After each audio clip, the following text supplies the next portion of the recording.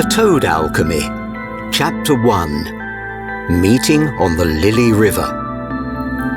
A faint autumn sun was breaking through the low-hanging branches of the river willows. The cool wind gently swayed the curved trees, and the dense leaves of water lilies huddled into large, dark green islands on the water's surface near the bank. The watermill was making a measured noise, and the melody of an unusual musical instrument with a sharp but deep sound was coming from the bank. From time to time, along with the instrument, indistinct singing was heard in a language alien to this region. Perhaps even those who lived in the southwestern part of the beach swamps would hardly be able to make out the words of this song, since in all the provinces of the Swamp Kingdom they had long been speaking High Croak, and old languages like this were used except among the keepers of knowledge about several ancient toad professions, which were rapidly replaced by elementary magic. Just at that time, a young hunter was passing along the forest path that stretched from the northern boundary of the royal marshes far to the north along the Lily River, and when he heard this strange song, he stopped and began to listen to the words. He did not know this language, but he remembered how his grandmother used to sing to him stories about toad druids from the northern forests in Drong, and later translated everything into Croak. Some of what he heard by the river seemed familiar to him, and the legend of the blooming fern and its incredibly strong properties came to his mind. For new generations of toads, the legend has long turned into a bedtime story, and no one has seriously treated such stories of old toads. In general, the toads of the kingdom started to forget the heritage of the ancient lands a long time ago.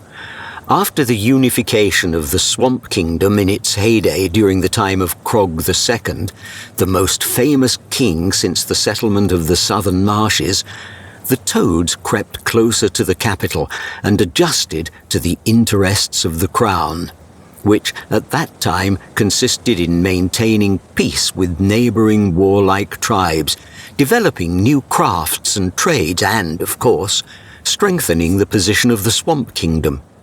Toads began to leave their old lands in the north and west, almost completely left the forests, and with this came the oblivion of the former sources of power and knowledge. "What brings you here, hunter?" A low voice sounded and pulled the wandering toad out of his thoughts. "It's not every day in these parts you can see someone from the royal marshes." The figure of an old toad in a yellow, worn wool cape with a hood appeared in front of the hunter. The toad was leaning on a massive oak staff, twisted at the thick upper end, from which small branches with young green leaves were sticking out. There was curiosity and wariness in his gaze at the same time. "My name is Borg the Hunter," replied the wanderer. "It's not every day you get to see a toad living on the riverbank in the forest lands." "You haven't seen a lot of things yet, Borg the Hunter," growled the elder, frowning, and then softened and added, "Forgive me for my rudeness. I spent too much time among fireflies, mushrooms, water lilies and books, and completely forgot how to greet my guests. My name is Albog, and I am an alchemist. You've come a long way and are probably very tired. Come into my hut, rest, and tell me your story." The alchemist led the guest through fragrant juniper bushes and invited him into his house, which was thickly entwined with ivy. Most of the toads in the kingdom inhabited mushroom houses, but the old toad lived in a ramshackle hut with a watermill. It was at least 100 years old, and although it was built of sturdy wood, the cold river winds and decades of recent frosts had left many cracks in it. Due to his age and maybe partial indifference, the alchemist only managed to seal up the cracks with a mixture of moss and clay, which sometimes lay rather carelessly on the texture of the wood. Despite the appearance of the hut, it was warm and cosy inside. In the middle of the main room, there was a massive oak table with burnt areas on the surface, and every corner of the room was reinforced with pine beams covered with thick bunches of fluorescent mushrooms that illuminated the space with a soft turquoise light. Borg had eaten nothing since the morning and gladly accepted a piece of dragonfly pie and a mug of swamp ale from the alchemist. For a while, the toads were silent and watched through the window as the Lily River slowly flowed, turning the wheel of the mill. Evening fog gradually descended on the bank lands, and the cheerful singing of birds was replaced by a choir of crickets, buzzing insects, and occasional splashes in the water. "So, what brought you to the woodlands?" The alchemist broke the silence. "I'm not just a hunter," began Borg. 10 years ago, I graduated from the School of Spear and Bow in the Royal Marshes, then worked at the court for a while. One day I was hunting south of the castle and drove a golden-winged dragonfly into a trap. These dragonflies are very rare in our area. Beside myself with excitement, I covered the distance to a favourable position on a rock in a few jumps and killed a dragonfly with a well-aimed shot. It turned out that the commander of the Royal Guard was watching my work from the fortress wall. He was very impressed and later called me to him and said that they needed such warriors. But he couldn't just take me into his guard. By tradition, a candidate for the guards must bring a rare trophy from the woodlands, the head of a giant slug. That's why I came here." At these words, Borg thought about it and took a big sip of swamp ale. "I see that your intentions are serious, hunter," said Albog, slowly stroking his beard. "And I want to warn you that your way will be more difficult than you expected. No one has seen giant slugs in these areas for more than 2 years. There are only small species left, and there are so few of them that you won't find enough for a pottage for a whole day." "Where did they go?" asked Borg, puzzled. "It happened very quickly.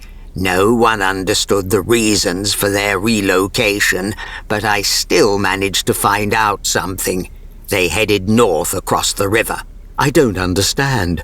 Why north? Aren't the woodlands the most suitable for their life?" "I have some guesses, but I would not make premature conclusions," the alchemist replied. He looked old in the dim light coming from the mushrooms, which only emphasized his numerous wrinkles, thick grey eyebrows and deep-set eyes. Borg noticed that despite his unshakable calm and thoughtfulness, the old toad was happy about something. After waiting a bit, the alchemist said, "If, after hearing the news, you still intend to continue your journey, I can help you. I have long intended to go about my business in the northern forests." "I have never gone beyond the borders of the woodlands, and I do not know how long the whole journey can take," said the hunter. "Without an experienced guide, I will not get to the northern lands. Give me some time to think, Albog. If you let me spend the night at your house, I'll give you the answer tomorrow, and you will tell me what you want in return for the help." Chapter 2. On the Way. Borg woke up early at dawn, but the alchemist was not around, and he decided to see the hut in the morning light. Old, crumbling pieces of parchment with chaotic notes, maps, and sketches of plants and mushrooms were everywhere. The shelves were filled with heavy volumes with titles in a language he did not know. Probably it was Drong. When Borg was leaving the bedroom, he almost tripped over a pile of roots and berries which were not there yesterday. "I see you're up already." Albog suddenly stumbled into the hut. "I couldn't sleep tonight, and I decided not to waste time in vain and stock up on food for a few days." He said that, throwing an armful of colourful mushrooms towards the pile. Albog sat down on a bench and took out his pipe. "So, what have you decided, Hunter? Will you come with me to the northern lands, or will you return home to the royal marshes?" "I've decided to go, alchemist," replied Borg. "But what do you want in return? In my area, the services of a guide cost a lot." "As I said, I have some business in the northern forests, and I was going to cross the river anyway. I am already quite old, Hunter, and I will not be hindered by a companion who skillfully wields a spear and a bow and can protect me in danger. That will be my price." "Fair enough," said Borg. Borg checked his weapons, food and clothing, while Albog put the pre-selected notes and potion recipes into his bag. When everything was ready, the toads filled their canteens with water from the river, took another look at the map, and moved north along the eastern bank of the Lily River. As with every journey, the beginning of it was the most pleasant. The toads walked in a good mood, passing narrow paths through birch and maple groves and admiring the reflections of the sun in the fast waters of the river. A day later, the main path moved away from the eastern bank and took the travellers beyond the cornfields into the shade of an oak alley. The ground was covered with yarrow and bright chicory flowers, and the scents of summer herbs and pine resin were still in the air, although there was already a sense of cool autumn. From time to time, travellers told each other stories from their lands. Albog said little about himself, but from his scattered stories about the woodlands and other old legends, Borg realized that the alchemist came from the north, from the former land of the Druids, and spent almost all his life on the riverbank in search of rare plants, insects, and other creatures of the forest. He didn't mention anything more about his interests in the northern forests. On the third day of the journey, the toads made a halt in the evening golden hour and decided to spend the night under a large oak tree on the edge of the forest. Emerald ivy branches were crawling along the old bark of the tree. Looking at this foreign giant, Borg unwittingly recalled the royal tree in the courtyard of the castle. He had seen it only once, the day he was summoned by the commander of the Royal Guard. For many centuries, a complicated ritual had been carried out under that tree, with the selection of a fertilized royal egg, which was supposed to turn into a tadpole and then into a toad, the heir to the throne. The bushy branches of the oak reliably protected the travellers from the light rain that had started, and they gladly began to eat dried berries and mushrooms that Albog had prepared for the trip. "It's getting cold," said the alchemist. "The warm autumn days are over, and we should take care of new clothes that will protect us from the cold winds. In 4 days we will reach the bridge. But before we cross it, we should visit a merchant who lives nearby. He often has good clothes and furs. You know how quickly the winters come to us, and we will also need to replenish our food and drink supplies. Don't worry about the payment. Those mushrooms that I collected by the river don't grow in the merchant's land, and he will willingly part with a couple of warm clothes and a bag of dried dragonflies to get them." The night was cold, and Borg did not sleep well.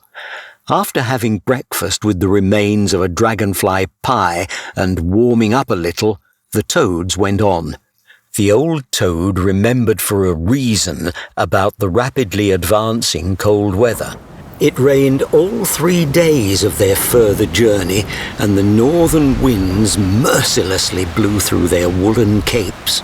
Finally, they reached the fields in the bend of the river, from where they could already see the main road stretching from the southern marshes to the bridge, and in the distance to the northeast, the dark blue outlines of the jaws of Moorbog, an impressive chain of mountains in the northern lands, were barely visible.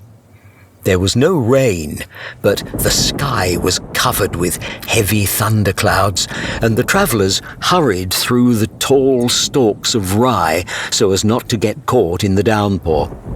Right by the stone bridge, there is a small toad settlement, a border pond with a couple of merchants, a tavern, and a dozen residential buildings. More than the others, there stood out a striking mushroom hut with a huge lopsided hat. It has grown so much that its edges almost touched the ground. To prevent the cap from completely blocking the entrance to the house, 2 large oak logs were propped up from the side of the door, between which a sign was flaunted, "Clog's Northern Goods." The merchant earned a lot during the last wave of migration of toads to the south and was able to secure a comfortable old age. And since his house was on a straight road leading to the former Druid lands, where separate toad villages still existed, he often managed to meet rich travellers from the royal marshes interested in outlandish goods from the north. The toads passed through the low gate and rang the brass bell on the dark red door. A moment later, the door was opened by a plump toad of about 70 in a vest of soft brown leather and loose linen trousers, with a green belt. "Come in, dear guests from the south," the toad said politely. "This way, please. Are you looking for something special? Clog's Northern Goods sell the rarest things in the whole kingdom." "Thank you, Clog," replied Albog, brushing the dust of the road from his cape, and was the first to enter the bizarre mushroom. "We need warm clothes and food for 2 weeks of travel." Albog looked at Borg and added, "Show my friend what arrows are made across the river. I'm sure he won't mind taking another quiver with him." "What kind of business do an alchemist and a hunter have in the north?" asked Clog with undisguised curiosity, opening a heavy chest with forged rivets and carved patterns of the northern toad tribes. "I'm looking for a couple of rare specimens of mushrooms that, as far as I know, grow across the river. I don't hope for a quick search, so I called a friend with me. As for the mushrooms..." Albog took a worn leather bag from his belt and opened it in front of the merchant. It contained 10 perfectly preserved fly agarics with unusual purple hats. "Such payment I will gladly accept," said Clog with inspiration. "Still, an unusual couple for these lands. An experienced alchemist and a hunter from the royal school of spear and bow." Borg looked at the merchant with wariness. "Come on," Clog laughed, putting his paws on his round belly. "The school emblem on your spear glitters so brightly in the firelight that only a blind slug wouldn't notice it. And I'm also ashamed not to know that the old Albog comes from the Druid lands and misses the frosty air in the endless pine forests. Isn't that right, old friend?" Clog winked cheerfully at the travellers and invited them to choose warm clothes from the chest, while he went to the cellar for 2 thick bags of dried dragonflies and berries. "This should be enough for a couple of weeks." Clog threw the bags on the bench. "There is practically no one to hunt on the other side of the river at this time of the year, but with a good map of the Druid lands, you will not be left without food and water at all. The nearest village is a week away from here.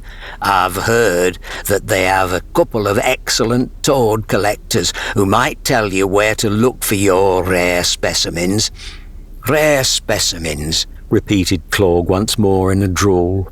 What are you up to this time, Albog, young warrior? The merchant turned to Borg.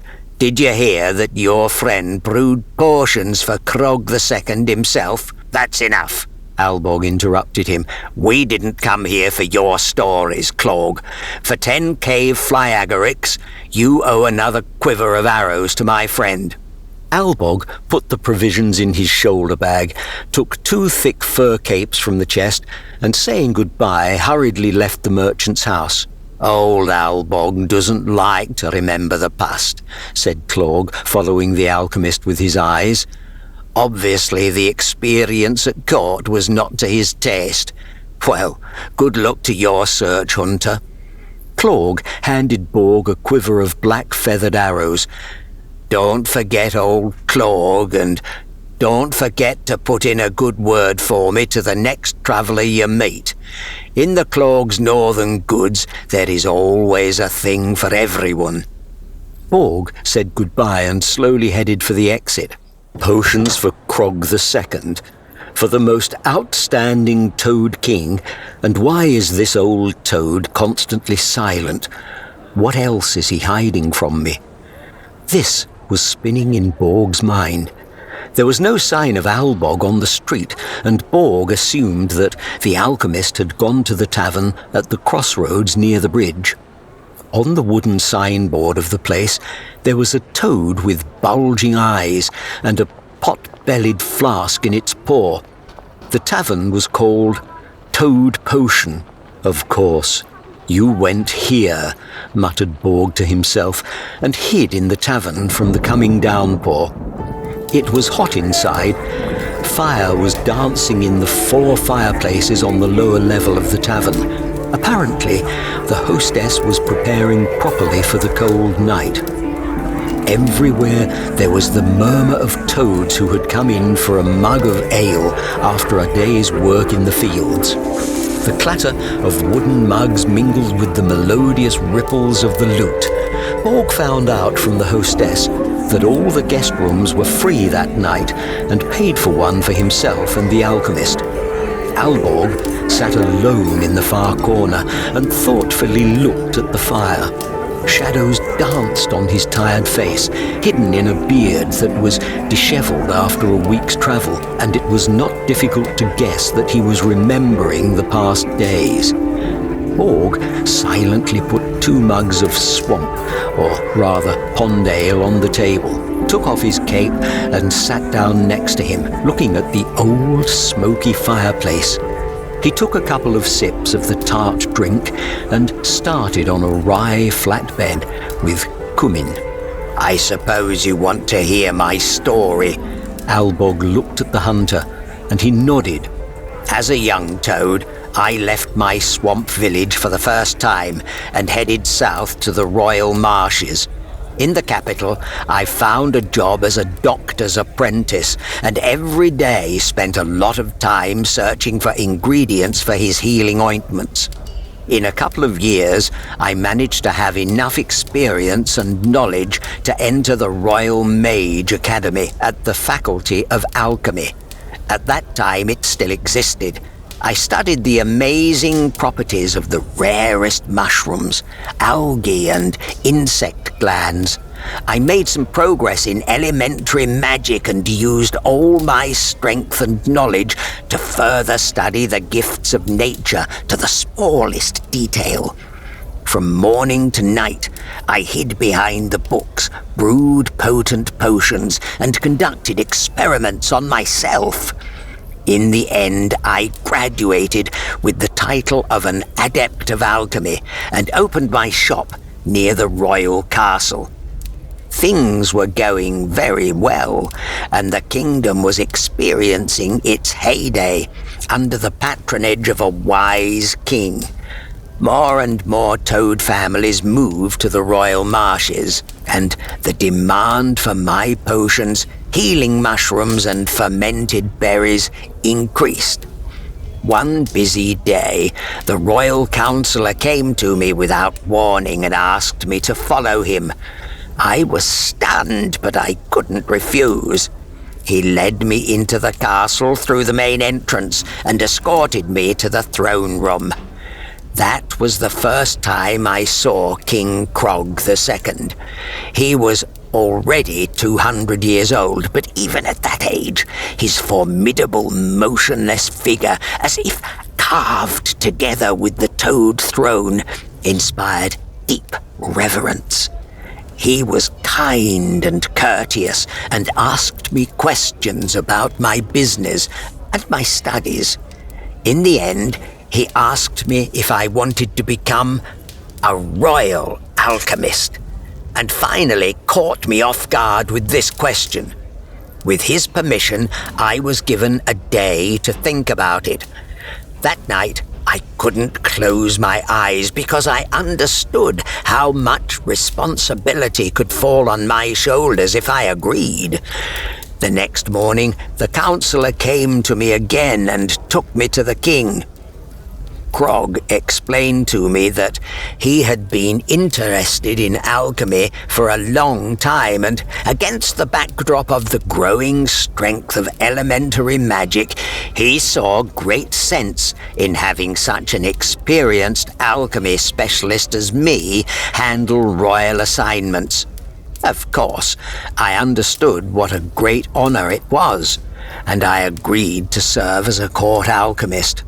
I was introduced to a royal mage who had recently taken up this position, led around the castle, shown the legendary royal oak by the pond, and finally taken to the alchemist's chamber.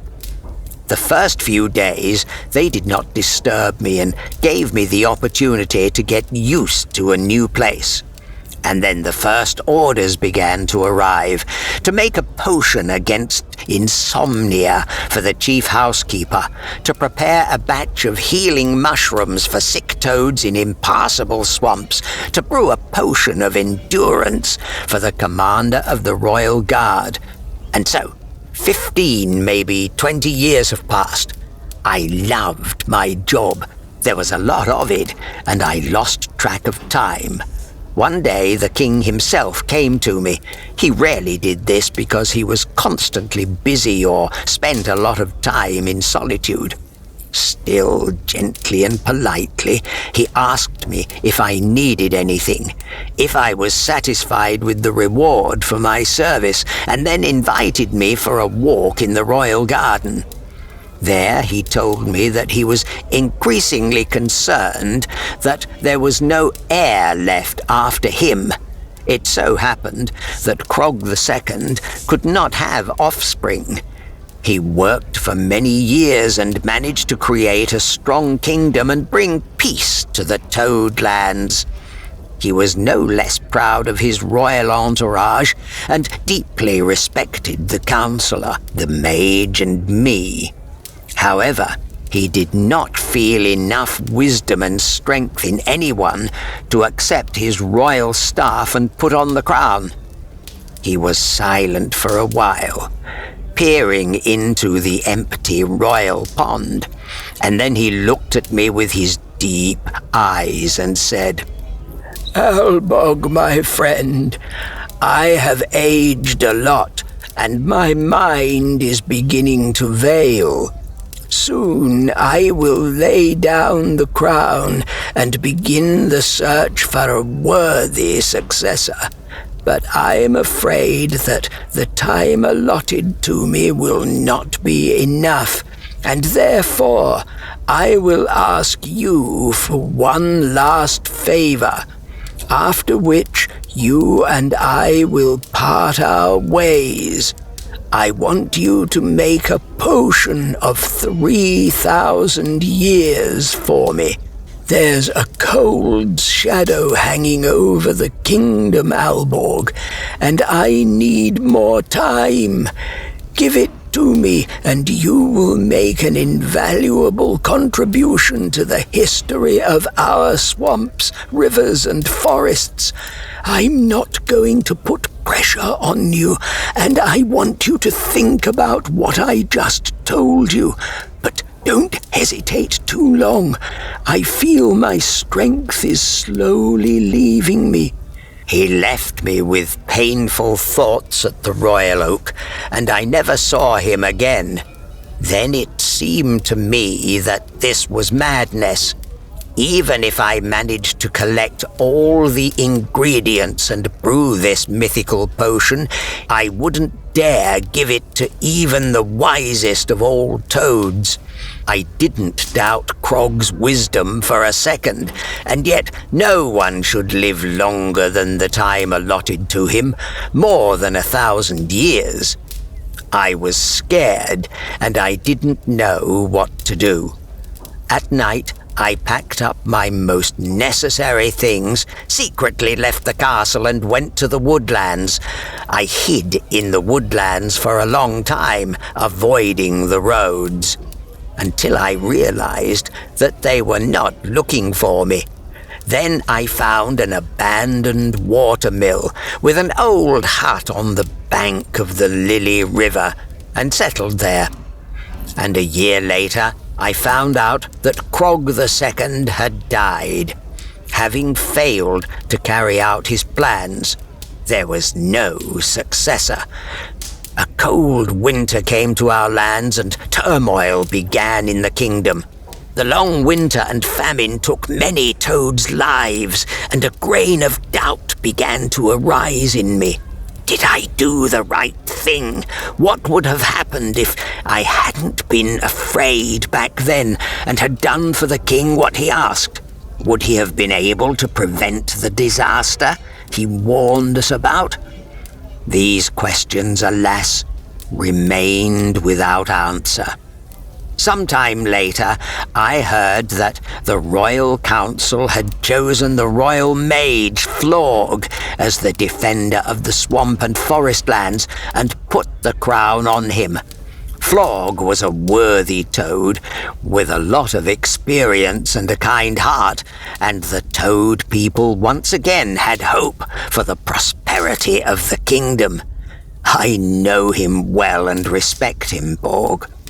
Under his skillful leadership, it was possible to rally the toads and put things in order, but we won't have a king like Krog anymore, and I'll regret letting him down for the rest of my days.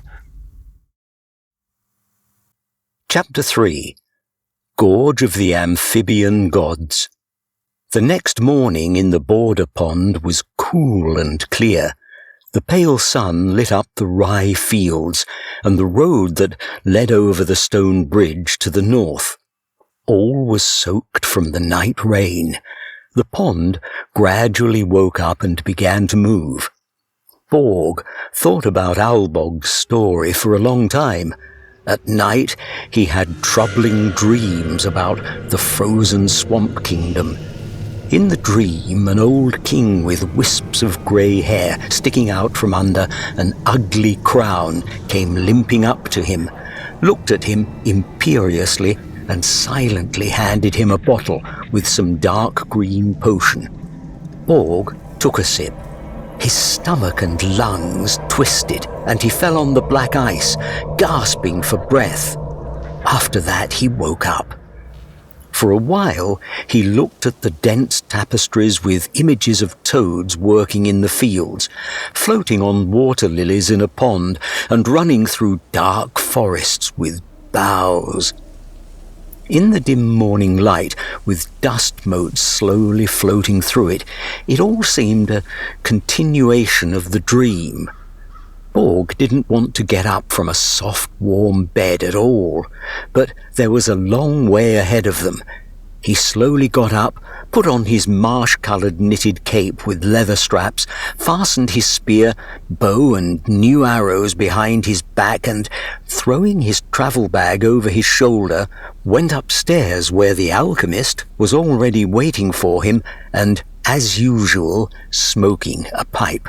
The travellers thanked the hostess of the tavern for the warm welcome and headed across the bridge. The road ran straight north.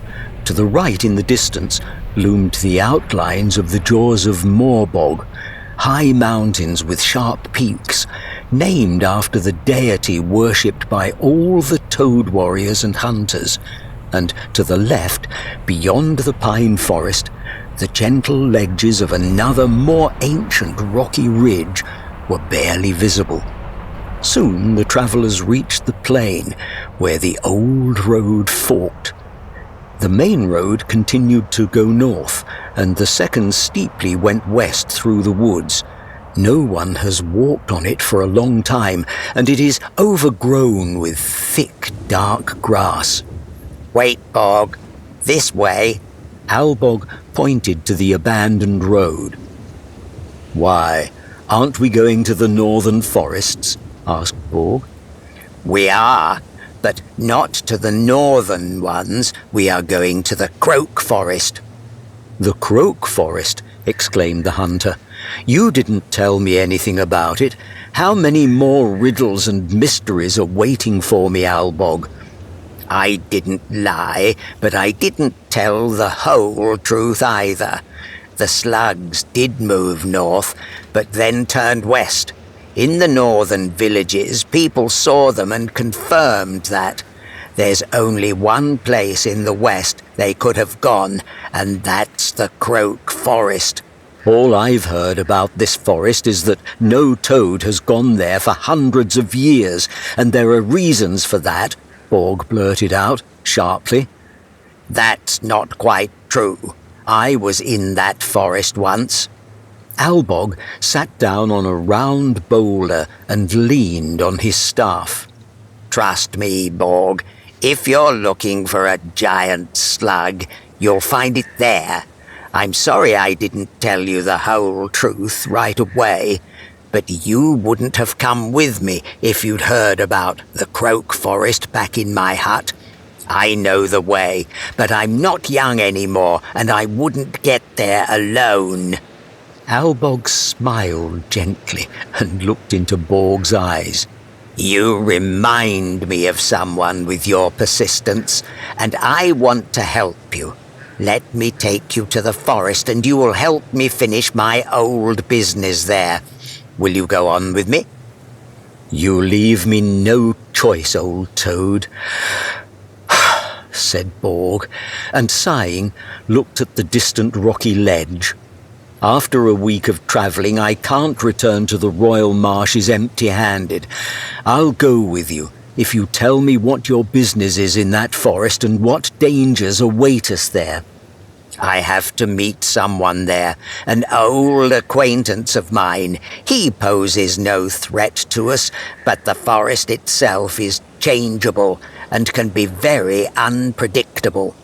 Albog stroked his beard and thought, As for the further way, we could go around the rocks and then we would lose 3 days.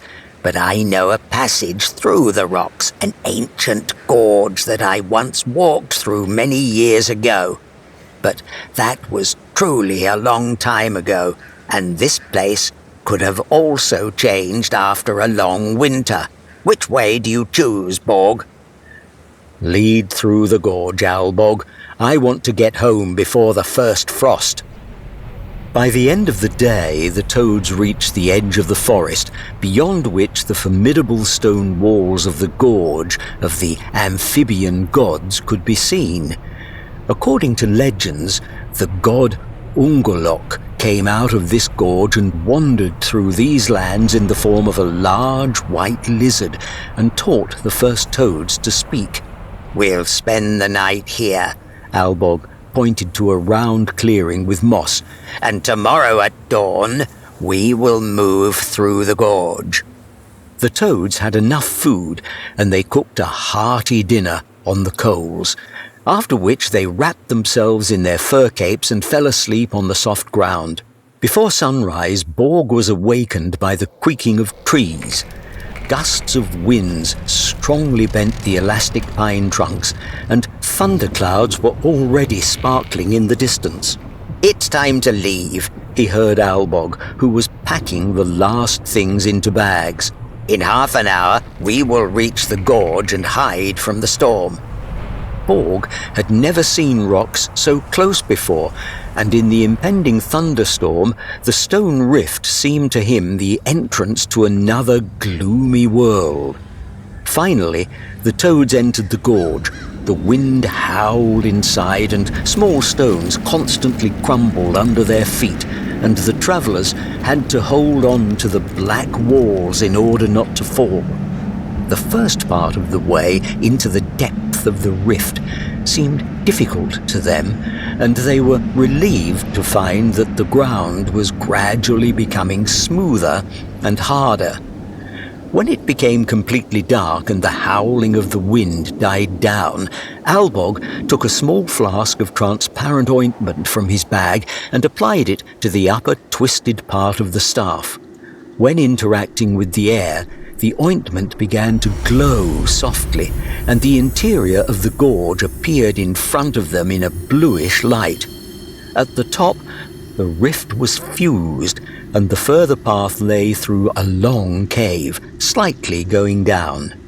The walls of the cave were covered with hundreds of mushrooms and dense moss, from which numerous reddish tendrils with dark cones at the ends stretched towards the travellers. Perhaps it was a trick of the light, but it seemed to Borg that these tendrils moved slightly as he approached, and he wanted to touch them with his finger. We need to walk more carefully, and we shouldn't touch the walls. Albog stopped his hand and pulled his hood tighter. The cave seemed to be trying to study the uninvited guests, and the deeper they moved, the stronger the reddish tendrils stretched towards them. Some mushrooms pulsed with green and purple light in the places where the toad's paws stepped. The gorge of the Amphibian gods came to life. After a while, Borg began to think that he heard a strange low rumble, which then turned into an eerie low singing with long repeated words. It was getting noticeably colder. The toads were approaching the heart of the mountain. Albog, what's going on? Borg was a brave hunter, but even he was not at ease in this place. They are the spirits of the mountain, replied the alchemist. They want to scare us away, although there is no reason for that. Many centuries ago, Ungolok was born here. Many dangerous creatures roamed and crawled through these lands, and the born god was protected by the most ancient forces that lived in these rocks. And although Ungolok left the gorge, the spirits of the mountains continued to protect this place. They have no mind, only a purpose laid down at the moment of their creation. If we don't stay here for a long time, we won't be in any danger. At some point, the low rumble in Borg's head intensified and then abruptly subsided, and the fear receded. Unexpectedly, the long passage of the cave merged into a large circular room with smooth, damp walls, and it was amazing that the ground in it was completely covered with ferns, which grew in a spiral unfolding from the center. Along the contour of this spiral, multicolored stones were laid out, which shimmered in the blue light of Albog's staff. Despite the lack of sunlight, the leaves of the ferns were juicy, with bright red veins. Did you think the place where God was born would look somehow different? Asked Albog, noticing Borg's surprise. I have heard legends about the old gods, but they seem to me to be ordinary fairy tales, something very distant, and when I stand here, I can't believe what I see and feel, and yet it turned out to be true. I'm glad I went with you, Albog, said Borg, and nodded gratefully to the alchemist. Carefully stepping over the fern, which swayed slightly from the wind in the cave, the toads headed for the opposite side of the room, from where the cave led higher. The rest of the way through the gorge was uneventful. Borg and Albog exchanged observations about the unusual flora of the cave and did not notice how they reached the end of the rift. It turned out that the storm had passed to the east of the rocks without touching the hills of eternal bloom, and on the other side a clear sunny day was waiting for the travellers. The hills of eternal bloom was an amazing land where all year round some blooming plants were replaced by others, and this cycle was never interrupted. Surrounded from the south and east by chains of mountains, and from the north by the Drong River, named after the oldest Toad language, the hills were a hidden part of the Swamp Kingdom. Due to their location, no one lived on the hills, and only occasionally one could meet a curious toad that decided to explore this unusual place. Not a single tree grew on the hills, only rare shrubs. There were also no swamps and ponds, but countless flowers.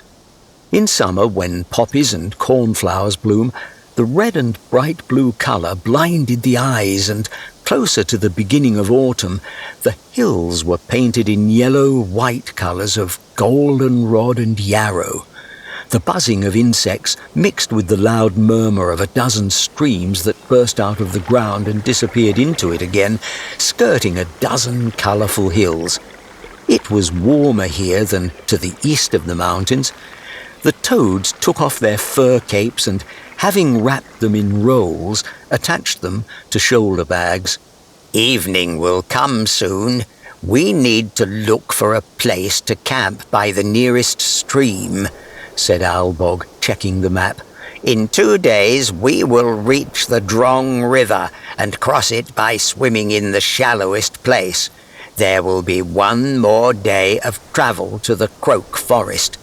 We will be there until the beginning of October. The toads reached a small stream, hurrying over the rocks between 3 large hills. There were a lot of dragonflies swarming over the huge purple flowers, the names of which Borg did not know, and Borg deftly shot several for dinner with his bow. Dried insects were already boring them, and it was nice to fill their stomachs with fresh, warm food and cool, clean water from the stream. It was dusk, and bright stars were lighting up the sky. Soon the constellations of the Sorcerer's Staff and the Water Lily appeared. Borg and Albog spread their fur capes on the ground and lay on their backs to get a better look at the starry sky.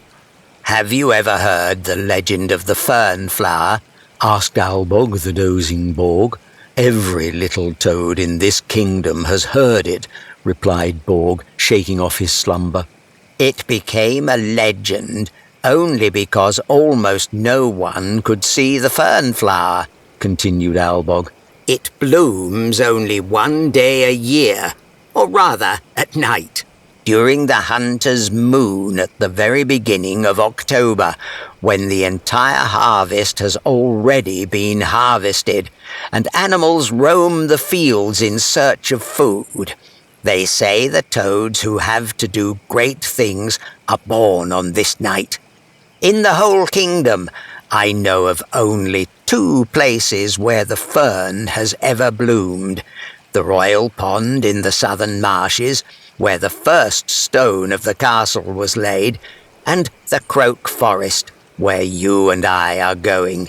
The last time the flower was seen on the pond was when a tadpole appeared from the royal egg, which grew into the worthiest toad of the last millennium, King Krog II. No more ferns bloomed in the southern marshes. At that time, no one attached great importance to this, since the court did not know what power this flower had. But the fact is that it is the fern flower that is the main component of the potion of 3,000 years. The flower gives part of its life-giving powers to a newborn toad, which is destined to change the course of events, and it also breathes centuries of life into the one who takes a sip of this potion. Unfortunately, I found out all this only after the king's death, when I was hiding in the woodlands.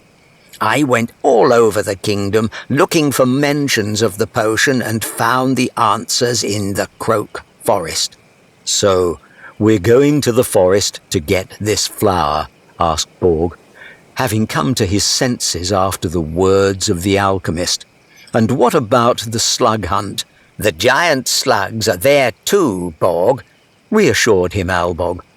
"I did not immediately understand what happened, but when there were no slugs left in the woodlands, I realized that someone had summoned them. This is powerful magic, and only one toad in the kingdom could do it.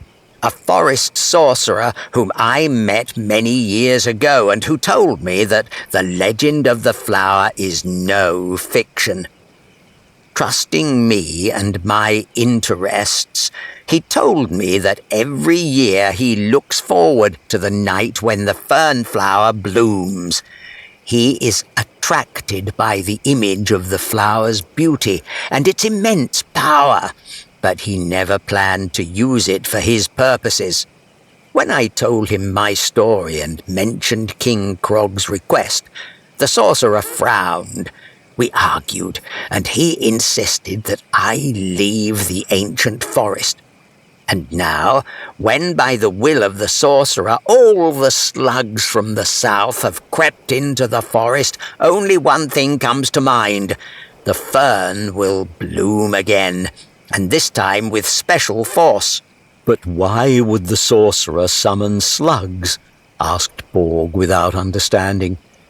"He called himself the protector of the forest and everything that grows and lives in it. He is afraid that someone with evil thoughts will use the power of the flower. The sorcerer is wise, but he does not see the full picture, just like I didn't see it on the day Krog asked me." Albog paused for a moment and sat down to clear his pipe. "I was also afraid that I would give the king an instrument of unlimited power, and although I did not fully believe in the possibility of brewing such a strong potion, I ran away so as not to tempt either myself or the king. You already know what happened next. Years of frost and famine, gloomy whispers and uncertainty in the kingdom. I could have prevented it, but I didn't. And now, when in a few days someone who will do great deeds is to be born, I must be ready to offer him my help. And if he asks me to give him more time, as Krog once asked, I will fulfill his request." Borg's head was buzzing from what he heard. When he saw Albog near his dilapidated hut on the riverbank, it seemed to him that he had met a strange, grumpy old toad who was slowly going crazy, surrounded by mushrooms and insects. But now an experienced royal alchemist with a difficult fate has straightened up in front of him, who has come a long way and learned to see what is hidden from the eyes of simple toads like Borg. He felt even more respect for him, but could not find what to say at that moment. "I'm sorry, Borg. I was captured by strong feelings and I need to walk a little," said Albog, getting up from the ground and leaning on his staff. He then slowly disappeared behind the hill. Without waiting for the alchemist to return, Borg fell asleep on the soft ground under the lulling sound of the stream. The next morning was also clear. In a good mood, the toads continued their way through the hills. Albog told Borg a lot of interesting details about the plants and flowers that they met on the way. For example, tea from polychrome field flower quickly relieved headaches, and a pinch of dried moon moss acted as a strong hypnotic. After a couple of days, the toads reached the Drong River. It flowed down from the western slope of the Amphibian God's Gorge and was the last frontier before the Croak forest. The distance to the other bank was short, so the toads threw their bags, backpacks, weapons and staff across the river, and then carefully entered the rushing waters and swam along the very bottom, skillfully pushing off with their hind legs.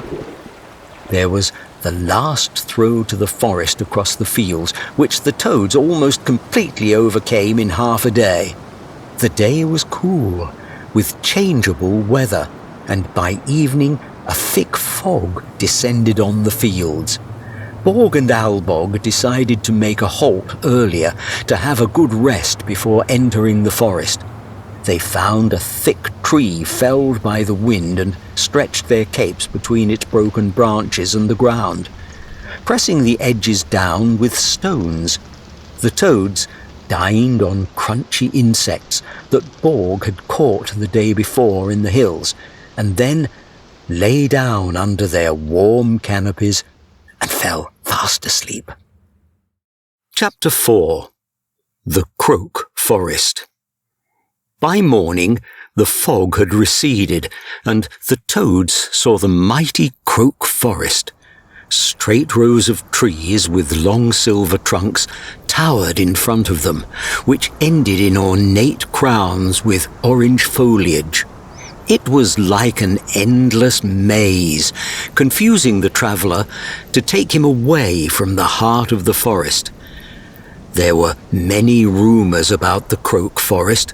Someone said that the first conscious toads came out of it, although there was no recorded historical information about it.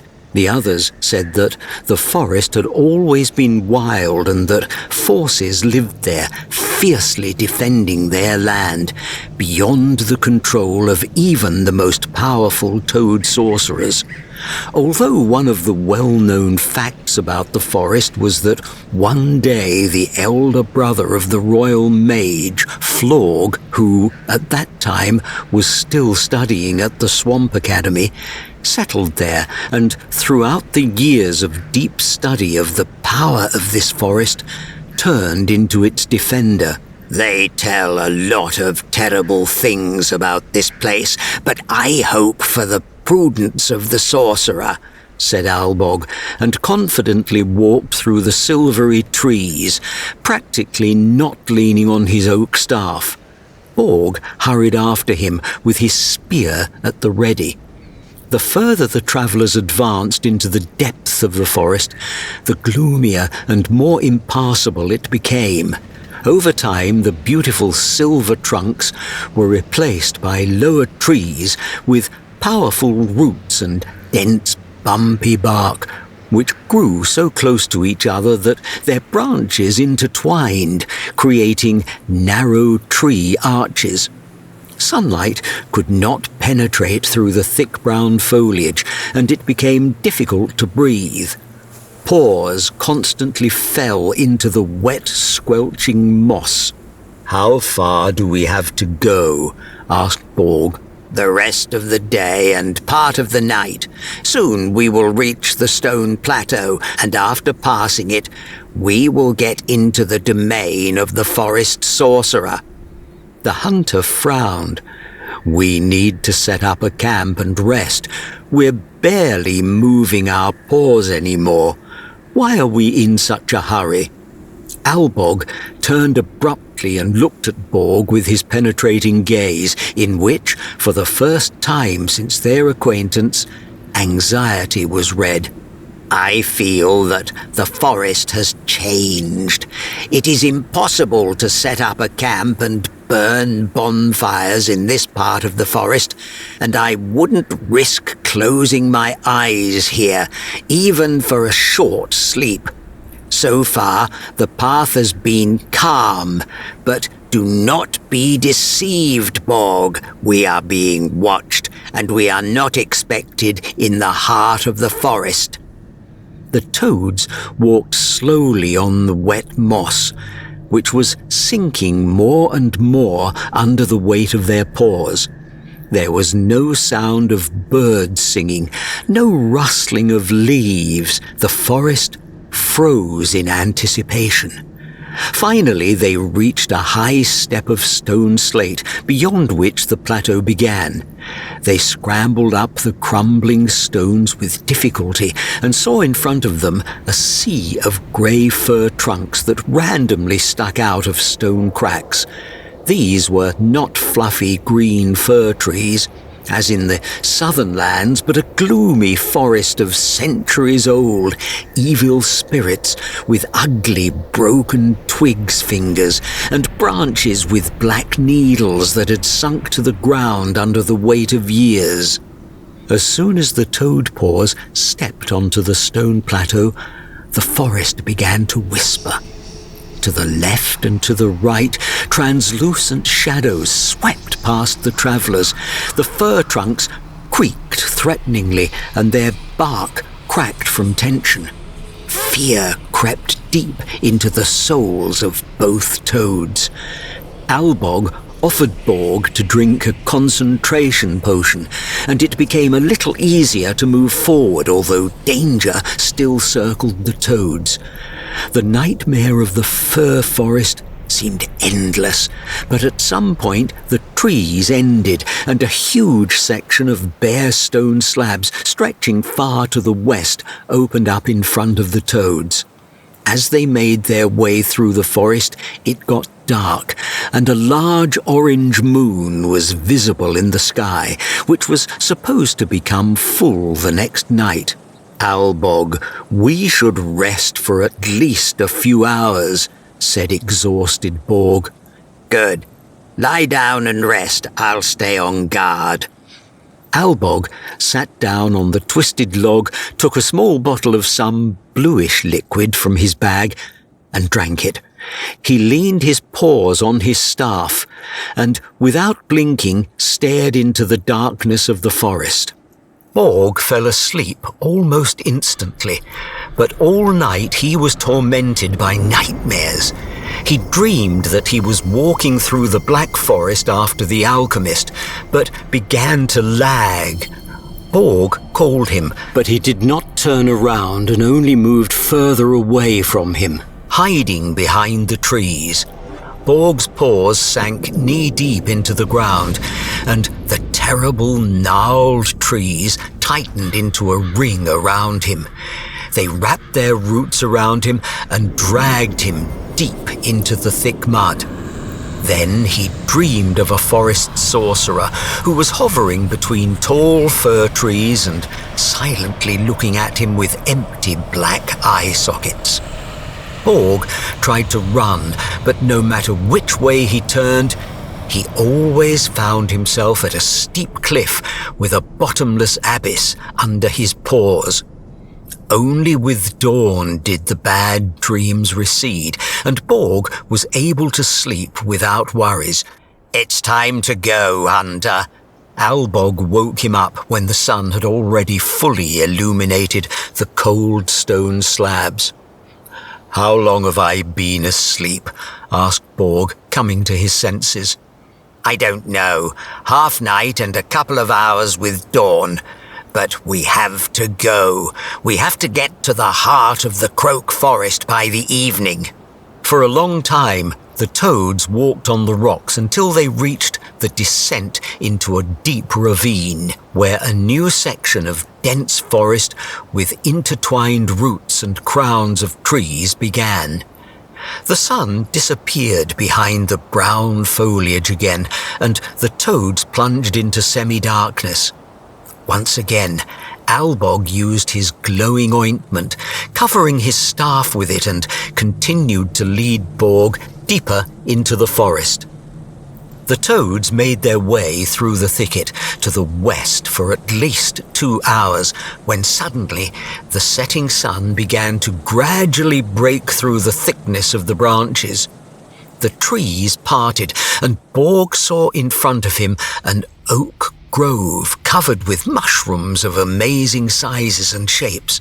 Some mushroom hats were twisted into spirals with a shiny surface, while others had massive legs with round windows and such wide hats that they lay on top of each other in multi-level steps. Each mushroom was covered with creeping plants that tightly curled upwards and hung from the caps in a green web. Suddenly, a deep voice rolled through the grove, scaring the travellers. Through milky mist and mountain spines and empty darkness of the pines, 2 travellers have come to me. What is the reason? I can't see. An elder toad with selfish dreams. He knows everything he deems. A hunter from the ruler's marsh. The folks are evil there and harsh. Why have you entered my domain? I won't believe you've gone astray. I'll give you an advice with pleasure that is much worthy than a treasure. There's nothing here to seek, my toads. You have to turn to eastern roads. But if you still refuse to hear, there will be trouble, will be fear.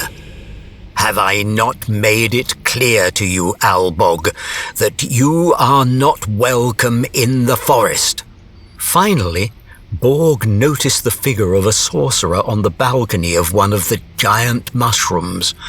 He wrapped his paws tightly around the intertwined bars and stared menacingly at the toads, flashing his big eyes.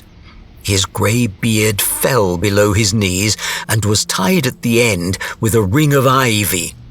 Instead of a hat, the sorcerer had a mushroom on his head, put upside down. Thin branches of a tree with triangular red leaves were woven into his old black robe. "Listen to me, sorcerer," Albog stepped forward. "I'm sorry that we parted in a quarrel, but you don't see everything that happens in the kingdom. Hiding in your magic grove, you didn't see the darkness that descended on the southern marshes. You didn't starve like hundreds of toad families. You brought this darkness upon yourself, building fancy castles, choosing kings and starting wars." The sorcerer cut him off sharply. "My stupid brother is now sitting on his royal chair and thinks that he is doing well and ruling only for good.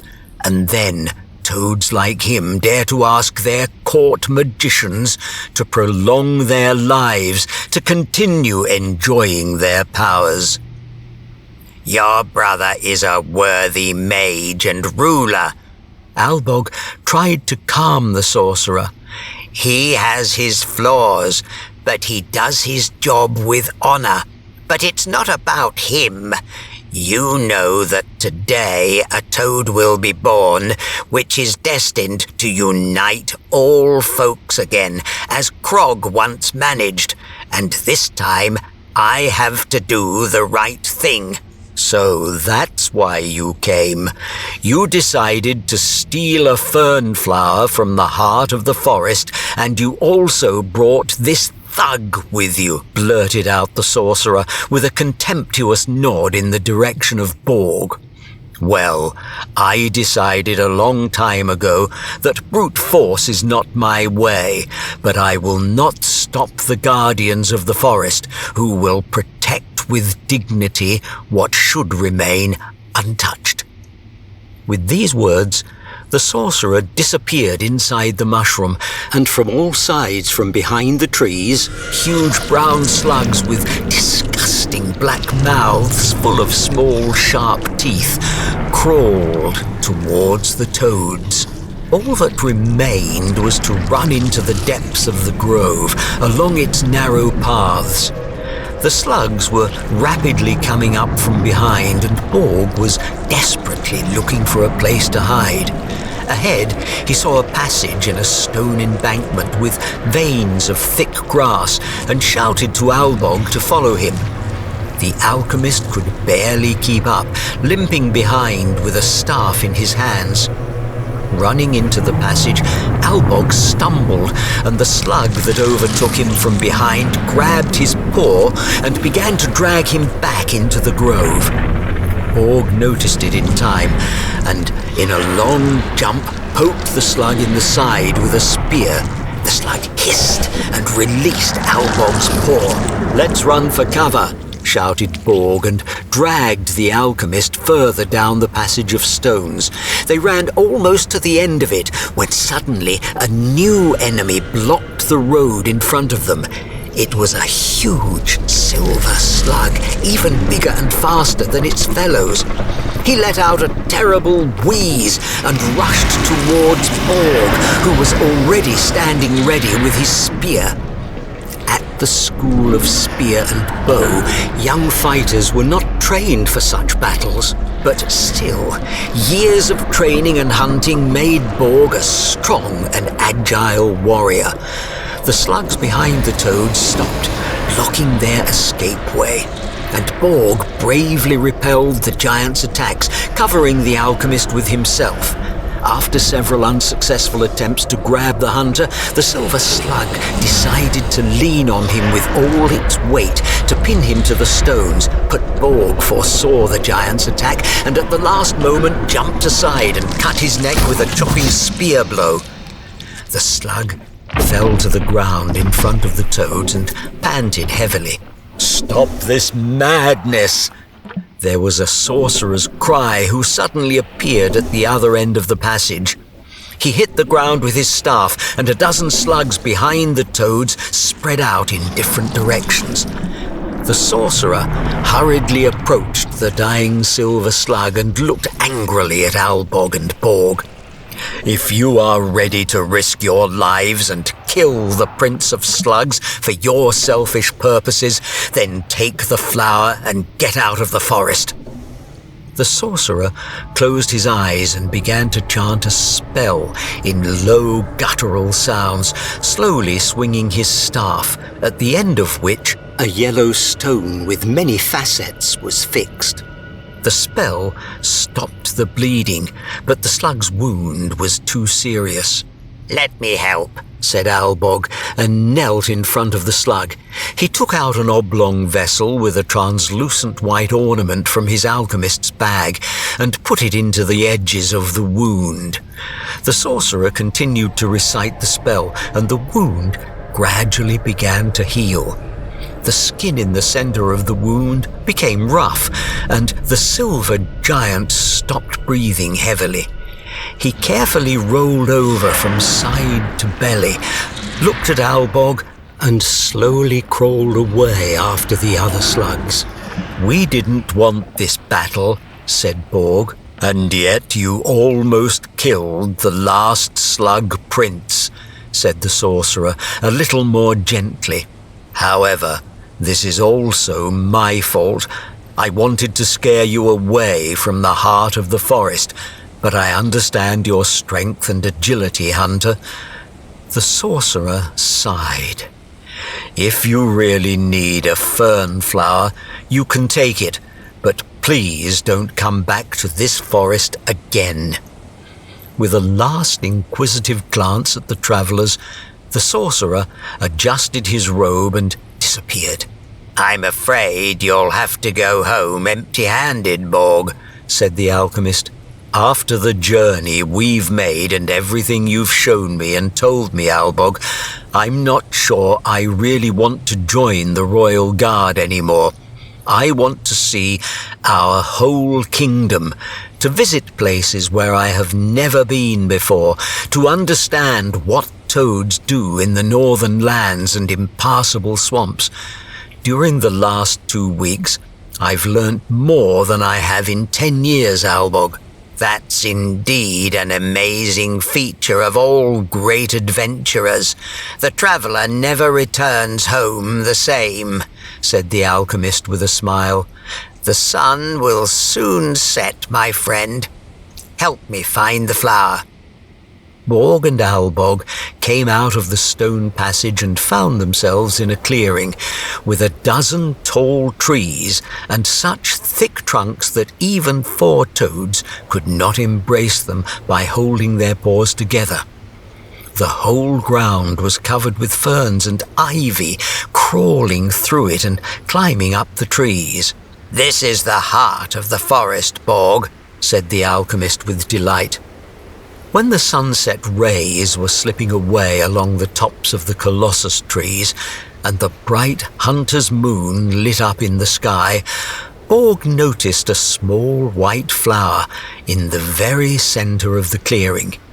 It was so unremarkable that an inattentive traveler could easily have missed it and passed by. They had come such a long way for this small wonder of nature, and so much more had to happen for it to play its role in the fate of the Swamp Kingdom. This is a truly amazing thing. The Toad Alchemy, thought Borg, and slowly approached the Fern Flower with Albog.